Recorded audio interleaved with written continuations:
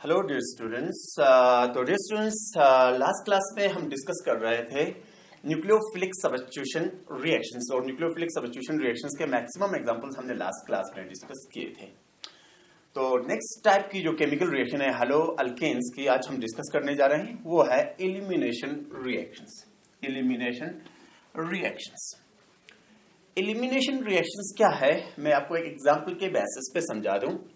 Consider कर लो कि अगर हम फर्स्ट कर लो ये मॉलिक्यूल ले लें, हेलोअल्केन, एक हेलोअल्केन ले लें। फर्स्ट कर लो हमने ले लिया CH3 CH2Br, यानी हमने ले लिया ब्रोमो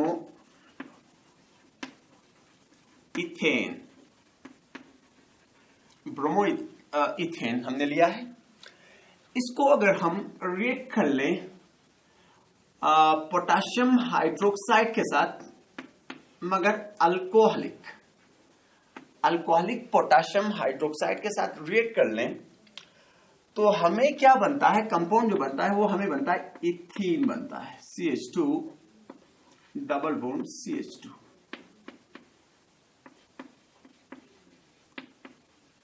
इसके अलावा हमें जो सब प्रोडक्ट बनते हैं उसमें H2O और KBr भी बनता है, KBr। डियर स्टूडेंट्स, अगर आप इस रिएक्शन को देखोगे तो इस रिएक्शन में क्या हुआ है, यहां पे प्रेजेंट Br रिमूव हो गया है और इसके अलावा यहां से एक हाइड्रोजन भी निकल गया है। तो इस तरह के रिएक्शंस को हम जनरली कहते हैं एलिमिनेशन रिएक्शंस, यानी वो रिएक्शन जिसमें दो एटम्स या दो ग्रुप्स कंपाउंड से रिमूव हो जाते होंगे, उन रिएक्शंस को जनरली हम कहते हैं एलिमिनेशन रिएक्शंस। इस रिएक्शन में क्योंकि एक Br यानी हैलोजन और एक हाइड्रोजन निकल रहा है, तो जनरली इस रिएक्शन को हम डिहाइड्रो हैलोजिनेशन भी कहते हैं, डिहाइड्रो हैलोजिनेशन, या उसके अलावा इसको हम बीटा एलिमिनेशन भी कह सकते हैं, क्योंकि जिस कार्बन के साथ फंक्शनल ग्रुप जुड़ा हुआ होगा उस कार्बन को जनरली हम कहते हैं अल्फा कार्बन, और अल्फा कार्बन के साथ जो नेक्स्ट कार्बन जुड़ा होता है उसको हम कहते हैं बीटा कार्बन, और बीटा कार्बन के साथ जुड़े हुए जो हाइड्रोजन हैं उनको हम कहते हैं बीटा हाइड्रोजन। तो यहां पे क्या हुआ है, अल्फा पोजीशन से Br और बीटा पोजीशन से हाइड्रोजन निकल गया है। तो इस रिएक्शन को हम एलिमिनेशन के अलावा बीटा एलिमिनेशन भी कहते हैं, बीटा एलिमिनेशन कहते हैं या डिहाइड्रो हैलोजिनेशन रिएक्शंस कहते हैं। तो अब हम बात करते हैं कि इस रिएक्शन का मैकेनिज्म कैसा है, ये रिएक्शन होता कैसा है ये रिएक्शन। तो माना यह जाता है कि इस रिएक्शन में क्या होता होगा, क्योंकि इस कंपाउंड वो कंपाउंड्स जो बीटा एलिमिनेशन दिखाते होंगे उनके लिए जरूरी है बीटा पोजीशन पे हाइड्रोजन होना चाहिए। फर्ज कर लो ये कार्बन वो कार्बन है जिसके साथ हैलोजन जुड़ा है, तो ये कार्बन अल्फा कार्बन हो गया। ये कार्बन जिस कार्बन के साथ जुड़ा होगा उसको मैंने कहा बीटा कार्बन कहते हैं। फर्ज कर लो बीटा कार्बन के साथ एक हाइड्रोजन जुड़ा हुआ है, तो क्या होगा, अगर हम इसको जनरली स्ट्रॉन्ग एक अल्कली के साथ एक बेस के साथ ट्रीट कर लें, तो जो स्ट्रॉन्ग बेस होगा वो क्या करता है, क्योंकि यहां पे क्या है, देखो इस कार्बन के साथ हैलोजन जुड़ा है, हैलोजन की इलेक्ट्रॉन नेगेटिविटी ज्यादा है, तो कार्बन और हैलोजन के बीच में जो इलेक्ट्रॉन पेयर्स हैं वो थोड़ा बहुत शिफ्ट हो जाते हैं हैलोजन की तरफ। तो उसकी वजह से हैलोजन पे स्लाइड नेगेटिव चार्ज और कार्बन पे स्लाइड पॉजिटिव चार्ज। इस पॉजिटिव चार्ज को कम करने के लिए क्या करता है ये कार्बन, इस कार्बन और कार्बन के बीच में जो इलेक्ट्रॉन पेयर्स हैं उनको थोड़ा अपनी तरफ क्या कर लेता है, अट्रैक्ट कर लेगा। तो उसकी वजह से इस कार्बन पे इलेक्ट्रॉन डेंसिटी थोड़ी कम हो जाएगी, तो ये कार्बन क्या कर लेगा, हाइड्रोजन के इलेक्ट्रॉन को थोड़ा बहुत अपनी तरफ विड्रॉ कर लेगा, तो हाइड्रोजन पे स्लाइड पॉजिटिव चार्ज होगा। तो इस स्लाइड पॉजिटिव चार्ज की वजह से ये माना जाता है कि जो पावरफुल अल्कली होगा, जो बेस होगा, वो क्या कर लेगा, इस बीटा हाइड्रोजन को रिमूव कर लेगा, बीटा हाइड्रोजन को यहां से क्या कर लेगा, रिमूव कर लेगा। तो जब बीटा हाइड्रोजन को रिमूव कर लेगा तो कार्बन और हाइड्रोजन के बीच में जो इलेक्ट्रॉन पेयर्स थे वो इस कार्बन और कार्बन के बीच में शिफ्ट हो जाते हैं, डबल बॉन्ड बनाने के लिए, पाई बॉन्ड बनाने के लिए। अब क्योंकि ये कार्बन साइमल्टेनियसली 5 बॉन्ड नहीं बना सकता, तो क्या होगा कि कार्बन और हेलोजन के बीच जो बॉन्ड वो पहले से ही पोलर है, उसके इलेक्ट्रॉन्स को हेलोजन ने पहले से ही अपनी तरफ थोड़ा अट्रैक्ट करके रखा है, तो ये इलेक्ट्रॉन्स पूरी तरह शिफ्ट हो जाएंगे कहां पे, हेलोजन पे। तो उस वजह से आपको क्या बन जाएगा, ये जो बेस है और ये कंबाइन होके एक साल्ट बनाएंगे HB, ठीक है। और क्या होगा, इस कार्बन और कार्बन के बीच में डबल बॉन्ड बन जाएगा, है ना। और उसके अलावा इस कार्बन के 2 बॉन्ड, इस कार्बन के भी 2 बॉन्ड रहेंगे, यानी अल्कीन बन जाएगा। और उसके अलावा आपको हैलाइड आयन निकल जाएगा, हैलाइड आयन। तो ये हो गया कि एलिमिनेशन रिएक्शंस, यानी मेनली बीटा एलिमिनेशन रिएक्शंस किस तरह ओकर होते हैं, इनका ये कौन सा मैकेनिज्म फॉलो करते हैं। डियर स्टूडेंट्स, अगर यहाँ पे आप कंसंट्रेट कर लोगे तो इस कंपाउंड जो एग्जांपल हमने पहले लिया था, इसमें एक ही टाइप के बीटा हाइड्रोजन्स हैं। अब अगर हम एक ऐसा कंपाउंड ले लें, एक ऐसा मॉलिक्यूल ले लें जिसमें डिफरेंट टाइप के बीटा हाइड्रोजन्स प्रेजेंट होंगे, तो नेचुरल बात है डिफरेंट प्रोडक्ट भी बन सकते हैं। जैसे हम इस कंपाउंड की एग्जांपल ले लेते हैं। फर्स्ट करो, आपके पास ये कंपाउंड है CH3 CH2 CH, यहां पे फर्ज कर लो एक हेलोजन जुड़ा है Br मान लेते हैं, और यहां पे जुड़ा है फर्ज कर लो CH3। तो मैंने पहले आपसे कहा कि वो कार्बन जिसके साथ हेलोजन जुड़ा हुआ होगा उसको हम अल्फा कार्बन कहते हैं। तो ये अल्फा कार्बन हुआ, और अल्फा कार्बन के साथ जो कार्बन जुड़े होते हैं उनको हम जनरली कहते हैं बीटा कार्बन। तो ये भी बीटा कार्बन हो गया, और क्योंकि ये कार्बन इसी कार्बन के साथ जुड़ा है, अल्फा कार्बन के साथ जुड़ा है, इसलिए ये भी बीटा क्या हो गया, कार्बन। तो बीटा कार्बन के साथ जो हाइड्रोजन जुड़े हुए हैं उनको हम बीटा हाइड्रोजन। तो देखो यहाँ पे 2 टाइप के बीटा हाइड्रोजन है, एक तो वो बीटा हाइड्रोजन जो इस कार्बन के साथ जुड़े हैं, और दूसरे वो हाइड्रोजन जो इस कार्बन के साथ जुड़े हैं। तो नेचुरल बात है अगर ये बीटा हाइड्रोजन इन्वॉल्व हो जाएगा एलिमिनेशन में, तो नेचुरल बात है इस कार्बन और इस कार्बन के बीच में बॉन्ड बन जाएगा। ऑन द अदर हैंड अगर ये वाले बीटा हाइड्रोजन इन्वॉल्व हो गए तो उस टाइम पे इस और इसके बीच में डबल बॉन्ड बनेगा। तो इसका मतलब है कि 2 कंपाउंड्स यहां पे आपको बन सकते हैं। इसी कंपाउंड को अगर आप रिएक्ट कर लोगे पोटेशियम हाइड्रोक्साइड के साथ अल्कोहलिक पोटेशियम हाइड्रोक्साइड के साथ रिएक्ट कर लोगे तो 2 कंपाउंड बन सकते हैं। एक क्या होगा, अगर ये वाला Br और यहां से हाइड्रोजन अगर निकल गया तो उस टाइम पे आपको ये कंपाउंड बन जाएगा CH3 CH2 CH double bond CH2।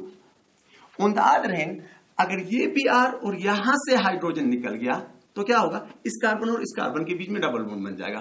तो आपको ये प्रोडक्ट बन जाएगा CH3 CH double bond CH single bond CH2, यानी इसको हम कहेंगे ब्यूट 1 इन, और इसको हम कहेंगे ब्यूट 2 इन।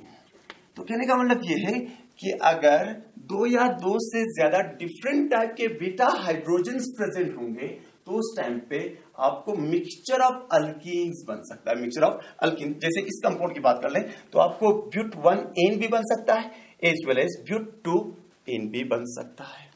तो अब क्वेश्चन राइज होता है कि कौन सा कंपाउंड कितना बनेगा।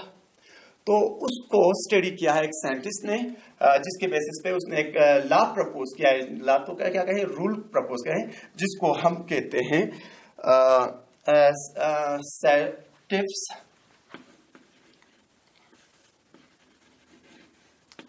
Saint-Zep's rule.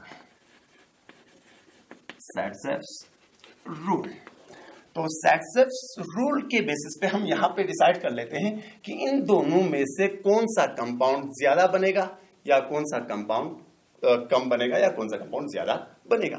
तो पहले आपको मैं बता दूं Saint-Zep's रूल कहता क्या है। Saint-Zep's रूल कहता है कि जब आप एलिमिनेशन रिएक्शंस कर रहे होगे ऐसे हेलो अल्केन्स की जिसमें different types of beta hydrogens present होंगे, तो वो कहता है कि उस टाइम पे वो अल्कीन मैक्सिमम अमाउंट में बनेगा जिसमें डबल बॉन्डेड कार्बन के साथ maximum number of alkyl group जुड़े होंगे। यानी maximum number of alkyl group जिस डबल बॉन्डेड कार्बन के साथ जुड़े होंगे उन कंपाउंड्स के बनने के चांसेस ज्यादा रहेंगे। तो अगर हम इस कंपाउंड की बात कर लेंगे तो यहाँ पे डबल बॉन्डेड 2 कार्बन है, एक के साथ तो सिर्फ 2 हाइड्रोजन जुड़े हैं और दूसरा डबल बॉन्डेड जो कार्बन है उसके साथ एक अल्काइल और एक हाइड्रोजन जुड़ा है। उसका मतलब ये हुआ कि जो ब्यूट 1 है इसमें एक ही अल्काइल है, 1 alkyl attached to the double bonded carbon.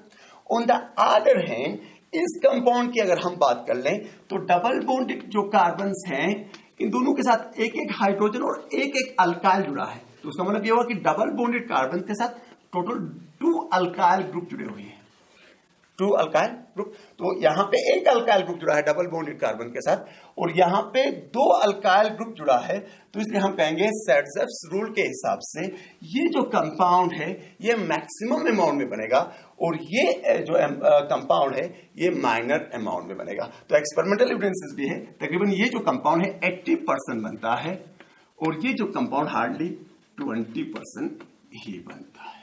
तो इस तरह आप डिसाइड कर सकते हो कि जब different type of beta hydrogens होंगे तो कौन सा कंपाउंड मैक्सिमम अमाउंट में बनेगा और कौन सा मिनिमम अमाउंट में बनेगा, ये आप इस रूल के बेसिस पे डिसाइड कर सकते हो।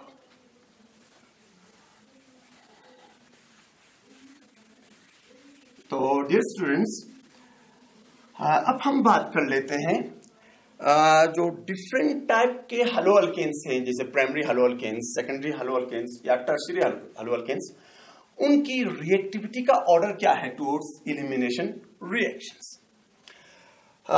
तो मैं आपको इस तरह बता दूं, देखो अगर हम ईज ऑफ रिएक्टिविटी की बात कर लें,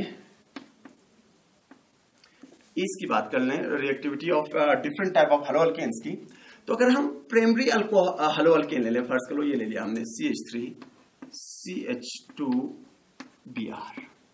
ये ले लें। अगर इसकी हम एलिमिनेशन रिएक्शन कर लेंगे तो जो प्रोडक्ट बनने वाला है वो क्या है, ये बनेगा CH2 डबल बॉन्ड CH2। इसको अगर आप पोटेशियम हाइड्रोक्साइड अल्कोहलिक के साथ ट्रीट करोगे तो यही होगा, यहां से Br, यहां से एक हाइड्रोजन निकल जाएगा तो आपको इथीन बन जाएगा। अब हम बात कर लेते हैं, ये तो प्राइमरी था। अब अगर हम एक सेकेंडरी हैलोअल्केन ले लें, जैसे फर्स्ट को हम ये लेते हैं CH3 CH3 और यहां पे फर्स्ट कर लो Br जुड़ा है। अगर इसकी हम एलिमिनेशन रिएक्शन कर लें तो क्या बनने वाला है, देखो यहां से एक ये Br और इसमें से या इसमें से एक हाइड्रोजन, कोई भी निकालो वही सेम प्रोडक्ट बनने वाला है। तो इन दोनों में से एक जगह से एक हाइड्रोजन निकल जाएगा तो आपको क्या बनेगा, फर्स्ट लो यहां से निकल गया तो बन जाएगा आपको ये CH2 डबल बॉन्ड CH और यहां पे जुड़ा हुआ है CH3, ये भी एक अल्कीन बन गया। अब अगर हम बात कर लें टर्शियरी, अगर ले लें टर्शियरी हैलोअल्केन ले लें, फर्स्ट को हम ये ले लेते हैं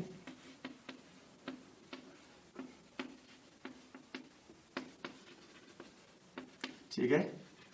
तो इसकी अगर बीटा एलिमिनेशन रिएक्शन होती है तो क्या होगा, ये Br और यहां से या यहां से या यहां से, क्योंकि ये भी बीटा है, ये भी बीटा है, ये भी बीटा है, और कोई भी निकल जाए कोई फर्क पड़ने वाला नहीं है, वही सेम प्रोडक्ट बनने वाले हैं। तो आपको जो प्रोडक्ट बनेगा क्या होगा, फर्स्ट चलो ये Br यहां से एक H के साथ निकल गया तो आपको कंपाउंड बनेगा C, इस कार्बन के साथ CH3 दो है ना, डबल बॉन्ड CH2 बन जाएगा, ठीक है ना।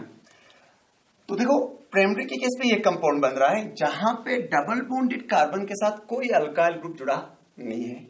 यहां पे क्या है, डबल बॉन्डेड कार्बन के साथ एक अल्काइल ग्रुप जुड़ा हुआ है।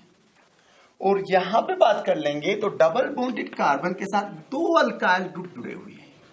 कितने अल्काइल ग्रुप जुड़े हैं, 2 जुड़े हुए हैं। तो अभी हमने डिस्कस किया था कि मैक्सिमम अल्काइलेटेड यानी वो कंपाउंड, वो अल्कीन जिसमें maximum number of alkyl groups double bonded carbon के साथ जुड़े होंगे, उनके बनने के चांसेस मैक्सिमम होंगे। तो उसका मतलब ये हुआ कि इस कंपाउंड के बनने के चांसेस सबसे ज्यादा हैं। तो उसका मतलब ये हुआ कि ये कंपाउंड कब बनेगा, ये कंपाउंड तभी बनेगा जब वहां उस रिएक्शन में इन्वॉल्व हैलोअल्केन टर्शियरी होगा। तो उसका मतलब ये हुआ कि टर्शियरी हेलो अल्केन्स की रिएक्टिविटी टुवर्ड्स एलिमिनेशन रिएक्शन सबसे ज्यादा होगी। उसके बाद किसकी होगी? उसके बाद होगी सेकेंडरी की, और सबसे कम किसकी होगी? वो होगी प्राइमरी की। तो हम कहेंगे towards elimination reactions tertiary are most reactive haloalkanes and primary are क्या होंगे? प्राइमरी लीस्ट रिएक्टिव होंगे। क्या होंगे? Least reactive. तो होप आप लोगों को ये समझ आया होगा कि towards elimination reaction primary, secondary और टर्शियरी का रिएक्टिविटी का ऑर्डर क्या रहेगा।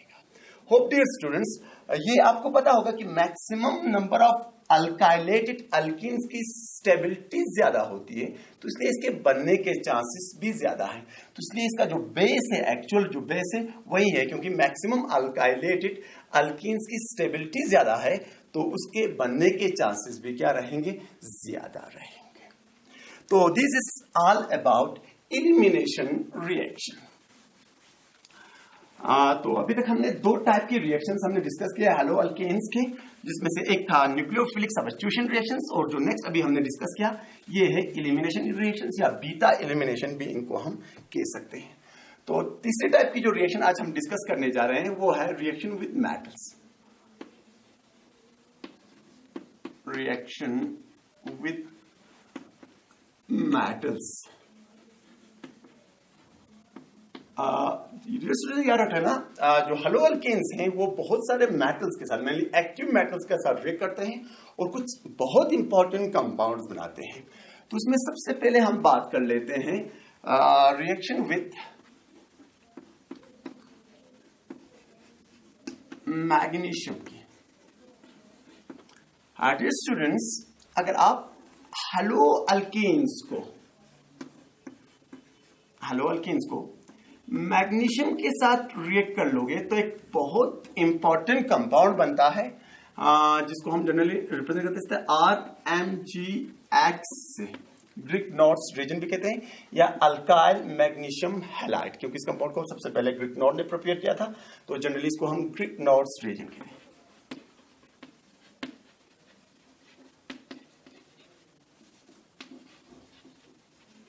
ग्रीक नॉर्ड्स रीएजेंट कहते हैं।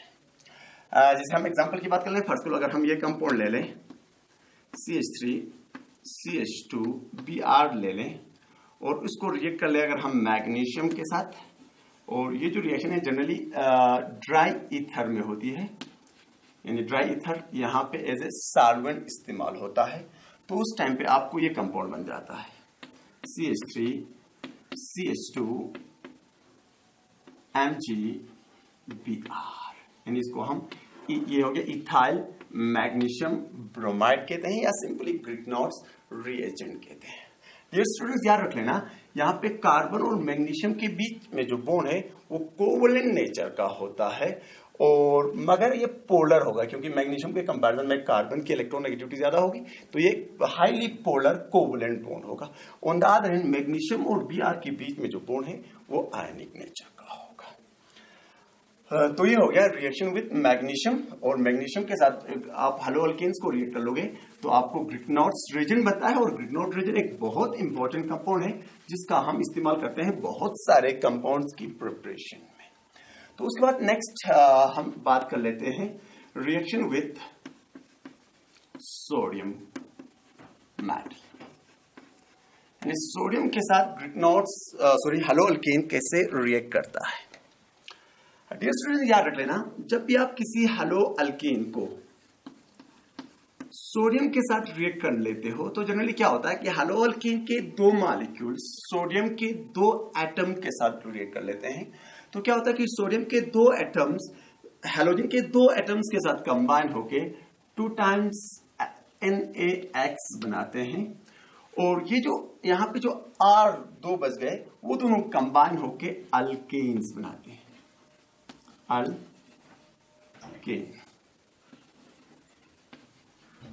बनाता है। जैसे हम एग्जांपल की बात कर लें, फर्स्ट अगर हम ये कंपाउंड ले लें CH3 CH2 Cl फर्स्ट कर लो, इसको अगर हम सोडियम के साथ ट्रीट कर लें तो याद रखने के लिए हम क्या कर लेते हैं, एक मॉलिक्यूल यहाँ लिखा और दूसरे मॉलिक्यूल को यहाँ पे उल्टा करके लिख देते हैं, यानी Cl CH2CH3, ठीक है ना। तो जनरली क्या हो रहा है, देखो ये 2 टाइम्स सोडियम 2 टाइम्स Cl के साथ कंबाइन होके 2 टाइम्स NaCl के फॉर्म में निकल जाएगा सोडियम क्लोराइड बना के। तो यहाँ पे जो अल्काइल है और ये अल्काइल, ये दोनों जुड़ जाएंगे और आपको बनाएंगे एक hydrocarbon alkane, that CH3 CH2, नीचे लिख देता हूं, यहाँ पे जगह कम है, CH3 CH2 CH2 CH3, यानी ब्यूटेन बन गया, ब्यूटेन प्लस क्या बन रहा है, सोडियम क्लोराइड बन रहा है। डियर स्टूडेंट्स, याद रख लेना इस रिएक्शन में क्या हो रहा है, जितने जो स्टार्टिंग आपने हेलो अल्केन लिया है उसमें जितने कार्बन प्रेजेंट होंगे उसका डबल नंबर ऑफ कार्बन जो अल्केन बनेगा उसमें प्रेजेंट होंगे। यहां पे अगर 2 कार्बन है तो यहां पे 4 कार्बन होंगे जो अल्केन बन गए, ठीक है बेटा। और इस रिएक्शन को हम जनरली वाट्स रिएक्शन कहते हैं।